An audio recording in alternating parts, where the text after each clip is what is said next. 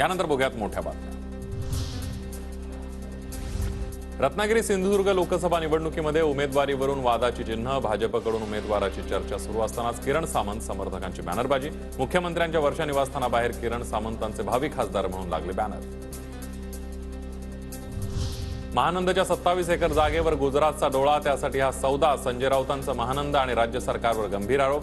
महानंदच्या कर्मचाऱ्यांना 4 ते 5 महिन्यांपासून पगार नसल्याचाही उल्लेख। महानंदाच्या कर्मचाऱ्यांना 5 महिन्यापासून पगार दिला जात नाही आणि ही महानंदा आता गुजरात लॉबीला विकली जाते।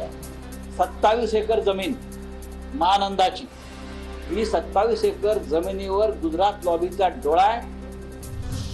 राजकीय स्वार्थासाठी भुजबळ ओबीसींना वेड्यात काढतायत, राजकारणासाठी ओबीसींचा वापर करतायत। जरांगे पाटलांची भुजबळांवर टीका।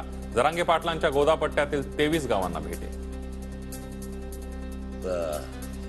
ओबीसी बांधवांना उगाच तो वेड्यात काढायला लागलाय त्याच्या राजकीय स्वार्थापोटी। ते काय आहे, ते राजकारणी माणूस, राजकारणी माणूस स्वतःचा राजकीय फायदाच बघत असतो।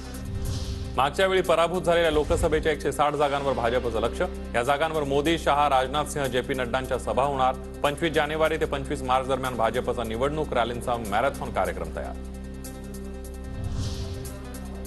कोरोनाची लागण झाल्यास 5 दिवस होम आयसोलेशनमध्ये राहा, कोविड टास्क फोर्सचा नागरिकांना सल्ला।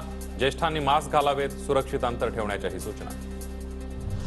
नोव्हेंबर 2005 पूर्वीच्या जाहिरातीनुसार नोव्हेंबर 2005 नंतर रुजू झालेल्या शासकीय कर्मचाऱ्यांना जुन्या पेन्शनचा लाभ मिळणार। राज्य मंत्रिमंडळाच्या बैठकीमध्ये महत्त्वाचा निर्णय, 5000 कर्मचाऱ्यांना लाभ मिळणार।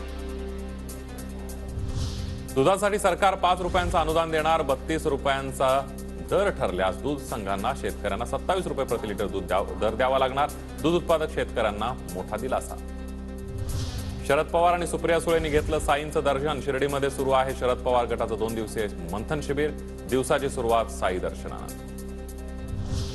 रत्नागिरीतल्या लांजाचे वारकरी संप्रदायाचे अध्यक्ष चंद्रकांत पवारांना अयोध्या सोहळ्याचं निमंत्रण। राज्यातील 1500 मान्यवरांमध्ये पवारांचा समावेश। राम मंदिर ट्रस्टकडून पवारांना पत्राद्वारे निमंत्रण।